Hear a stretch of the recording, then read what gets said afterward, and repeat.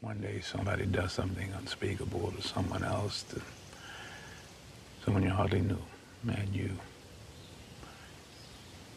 do something about it because you can. This story is brought to us by News 5 on your side. Hours after a man fleeing St. Anne police was fatally shot in front of his home, NAACP leaders gathered with family outside the home to call for answers. According to the North County Police Cooperative, the incident began after a man fled a traffic stop by two St. John police officers at about 12:15 a.m. Brittany Boyd, the wife of the man who was killed, identified him as 37-year-old Troy Hamilton.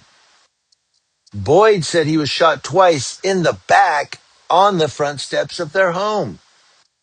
The North County Police Cooperative, which was not involved in the incident, but is handling the investigation into the shooting, said a pursuit began when Hamilton drove away from the traffic stop near St. Charles Rock Road and North and South Roads.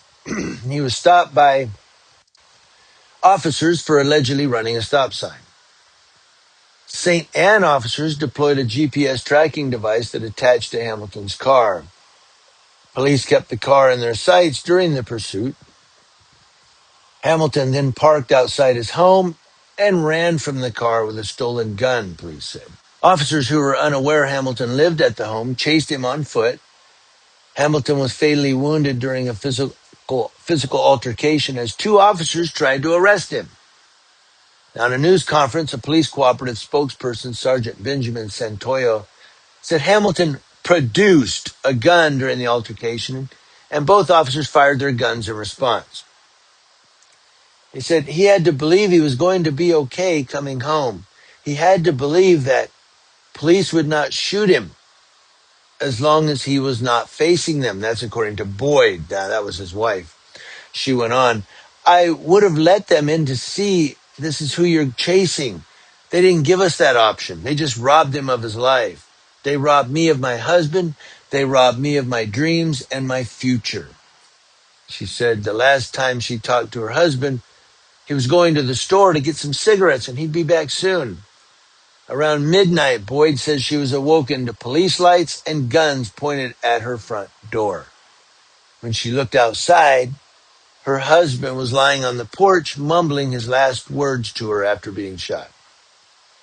Boyd said Hamilton laid on the porch for hours despite calling 911 and begging officers for an ambulance to come. Their son cleaned and mopped Hamilton's blood from the front porch, not the cops, her son. Boyd believes her husband was scared for his life.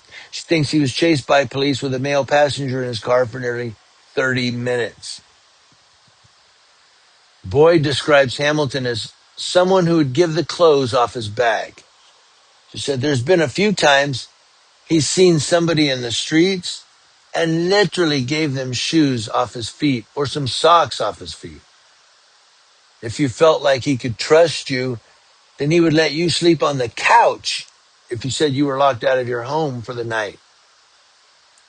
Now, at the time of the incident, Boyd's 4 children were inside the home. His father, Charles Hamilton, said, I'm devastated by this loss. My son was killed right here where we are, right on this porch, trying to get into his own house.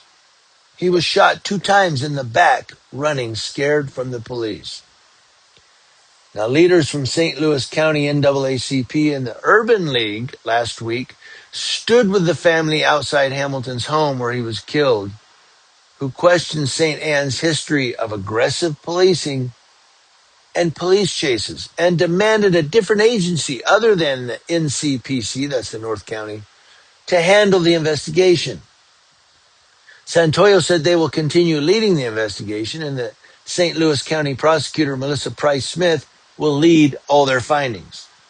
St. Louis County NAACP President John Bowman said that's a step in the right direction, but said they still want the county to lead the investigation.